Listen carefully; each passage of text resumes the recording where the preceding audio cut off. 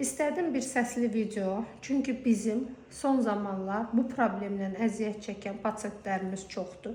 Görürsüz, üzün bu hissəsi sallanıb, ağız ətrafının üstü nasaqubka və burilə hissələrimiz piylidir, yekədir və bunun təkcə bir həlli yolu var ki, lipalitikdir. Xanım mənim illərdir pasiyentimdir. Həmişə biz xanıma masseter botoks eləmişik, lipalitik eləmişik 1 il öncə. Hal-hazırda xanım gəlib ki, yenə məndə bu problem var, yenə mən lipalitik eləyim. Düşünün ki, lipalitik hər zaman lazımdır.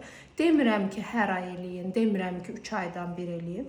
Ən azından 6-9 aydan bir lipalitik məsləhət görülür. Lipalitik ancaq kök üzlərə yox, problemli üzlərə yox, hətta balaca üzlər belə kökələndə, çəki alanda mütləq bunların həlli yolu lipalitikdir. Hal-hazırda xanımın, baxın, bu hissələrinə lipalitiklə işləyəcəm. Bu hissəsini kiçildəcəm, burilə hissəsini.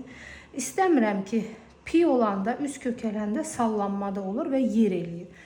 Bunlar gedəndən sonra bu hissədən azacıq ya sulu sap effekti ilə, ya 7 nöqtə ilə belə bir lifting verəcəm üzə.